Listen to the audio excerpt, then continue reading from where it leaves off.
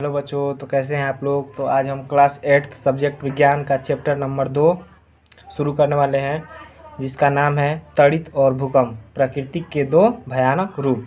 ये सभी NCERT pattern के लिए बच्चे पढ़ सकते हैं। ठीक है, तो हम आज जानेंगे तड़ित। तड़ित किसे कहते हैं?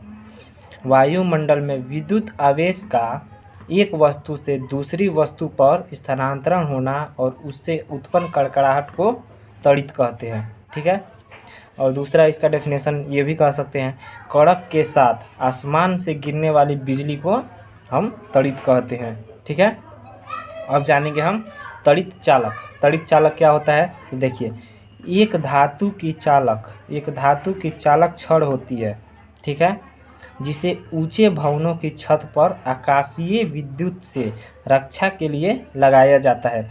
तड़ित चालक का ऊपरी सिरा नुकीला होता है। इसे भवनों के ऊपरी हिस्सों में जड़ दिया जाता है। इसे तांबे के तार से जोड़कर उसको नीचे लाकर धरती में गाड़ दिया जाता है। इसके आखिरी सिरे पर कोयला और नमक मिलाकर उस आखिरी सिरे का अंत किया जाता है। तो इसका मतलब समझिए, तड़ित चालक जैसे ऊंचे ऊंचे भवनों में आप लोगों ने देखा होगा, ऊपर रड या कोई भी चीज़ नुकीली पदार्थ लगा दी जाती है, जिससे बिजली गिरती है, जिसको तांबे के तार द्वारा नीचे लाकर धरती में गाड़ दिया जाता है कि बिजली गिरेगी तो छत पर कोई भी हानि ना पहुंचाकर डायरेक्ट उस नुकीले पदार्थ के द्वारा तांबे के तार के सहायता से वो नीचे चली जाएगी धरती में। ठीक है, तो देखिए, तड़ित से रक्षा हमारा अगला टॉपिक है, तड़ित से रक्षा। तड़ित से रक्षा कैसे करें? तो देखिए, यदि वाहन में हो तो वाहन की खिड़की दरवाजे बंद कर लें। ठीक है, अगर आप वाहन में हैं तो उसके खिड़की और दरवाजे को बंद कर लेना चाहिए। दूसरा, यदि खुले क्षेत्र में हो तो ज़मीन पर सिमट कर नीचे बैठ जाना चाहिए। ठीक है, अगर खुले स्थान में हो, तड़ित आकाशीय बिजली चमक रही है, तो आपको खुले ज़मीन पर सिमट कर बैठ जाना चाहिए। तीसरा देखिए, विद्युत तारों तथा धातुओं की चीज़ों को ना छुएं। ठीक है, विद्युत तारों तथा धातु की चीज़ों को ना छुएं, मतलब जैसे तार, बिजली का कोई भी वायर हो, उसे हम लोग को नहीं छूना चाहिए। ठीक है, तार वाला फ़ोन का प्रयोग ना करें। तार वाला फ़ोन का प्रयोग क्यों ना करें?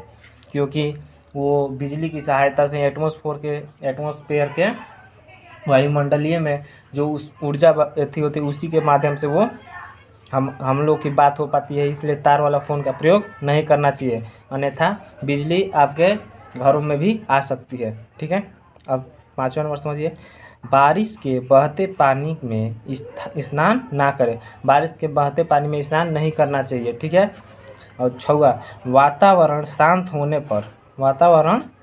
होने पर ही सुरक्षित स्थान से बाहर आना चाहिए। ठीक है, वातावरण शांत होने, जैसे बिजली जब कड़कनी बंद हो गई, वातावरण एकदम शांत हो गया है, तभी जिस सुरक्षित स्थान पर आप छुपे हुए हैं, तभी वहाँ से हमें बाहर निकलना चाहिए। ठीक है, तो अब हम जानेंगे विद्युत किसे कहते हैं? किसी चालक में विद्युत आवेशों के बहाव से उत्पन्न ऊर्जा को हम विद्युत कहते हैं। जैसे किसी चालक तार में जिसमें धारा प्रवाहित हो सकती है, उसी विद्युत के आवेशों के बहाव से जो उत्पन्न ऊर्जा होती है, उसको ही हम विद्युत कहते हैं। अब जानेंगे आवेशित ये होता क्या है?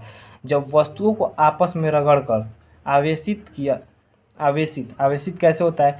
जब दो वस्तुओं को हम लोग आपस में रगड़ते हैं तो उसमें से ऊर्जा उत्पन्न होती है, उसी को हम आवेशित कहते हैं। ठीक है, आवेश के प्रकार अब जानेंगे। आवेश कितने प्रकार के होते हैं? तो आवेश 2 प्रकार के होते हैं, धन आवेश और ऋण आवेश। ठीक है, अब कुछ नोट यहाँ पे लिखे हैं, समझ लीजिए, जो कि बहुत इम्पोर्टेंट है। देखिए, सजातीय आवेश एक दूसरे को विकर्षित करते हैं। ठीक है, जैसे प्लस है और प्लस है, दोनों को जब मिलाएंगे तो ये एक दूसरे को विकर्षित करेंगे, ना कि आकर्षित करेंगे। ठीक है, अगर प्लस और माइनस है ये विजातीय आवेश है, एक प्लस है एक माइनस है, ये दोनों एक दूसरे को आकर्षित करते हैं। ठीक है, इसी प्रकार इसमें भी देख लीजिए लिखा है सजातीय आवेश एक दूसरे को विकर्षित तथा विजातीय आवेश एक दूसरे को आकर्षित करते हैं। ठीक है, अब देखिए ये जब आवेश गति करते हैं तो विद्युत धारा बनती है, जब आवेश गति करते हैं तो विद्युत धारा बनती है।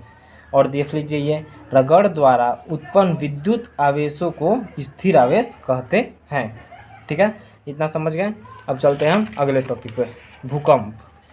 जैसे चैप्टर में तड़ित और भूकंप, तो तड़ित के बारे में हमने पूरी जानकारी आपको दे दी। अब भूकंप के बारे में कुछ जान लीजिए। ठीक है, भूकंप ये होता क्या है, तो भूकंप कंपन अथवा कोई झटका, भूकंप पृथ्वी का कंपन अथवा कोई झटका भूकंप कहलाता है। इसके और एक डेफिनेशन जान लीजिए, पृथ्वी के आंतरिक सतह के टकराने से जो कंपन उत्पन्न होती है उसे ही भूकंप कहते हैं। भूकंप को मापने के लिए रिक्टर इस पैमाने का उपयोग किया जाता है।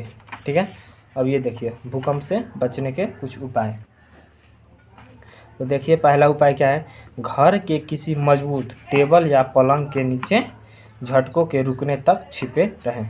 जैसे भूकंप आती है तो जो आपके घर में मजबूत टेबल हो, फर्नीचर हो, कुछ भी हो, पलंग हो, उसके नीचे हमें छिप जाना चाहिए, नहीं तो आपके ऊपर कुछ भी अगर गिरेगा तो आपको नुकसान हो सकता है।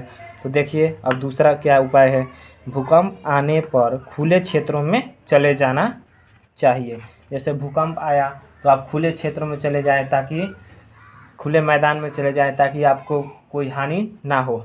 ठीक है, अब देखिए तीसरा, भवनों, बिजली के तारों और वृक्षों से दूर खुले स्थान में लेट जाइए, क्योंकि भवनों में रहेंगे या बिजली के तारों या वृक्षों के तो पेड़ भी गिर सकते हैं आपके ऊपर, बिजली का तार भी गिर सकता है, इसलिए हमें खुले स्थान में जाकर लेट जाना चाहिए। अब देखिए, भारी वस्तुओं से दूर हटकर रहने का प्रयास करें। भारी वस्तु से दूर रहना इसलिए चाहिए क्योंकि जब धरती कंपन करेगी तो आपके ऊपर वो गिर सकता है, आप घायल हो सकते हैं, इसलिए हमें भारी वस्तुओं से दूर रहना चाहिए। तो आज के लिए बस इतना ही, ये पूरा कंप्लीट कर दिया हमने भूकंप और तड़ित। ठीक है, अब कल इसके हम क्वेश्चन आंसर करेंगे। अगर वीडियो पसंद आए तो लाइक करें, चैनल को सब्सक्राइब करें और कमेंट करना ना भूलें। अगर कोई भी डाउट हो तो कमेंट में आप पूछ सकते हैं, हम उसका जवाब कमेंट के द्वारा आपको देंगे या अगले वीडियो में आपको ज़रूर उसको समझाएंगे। ठीक है, धन्यवाद, थैंक्स फॉर वॉचिंग।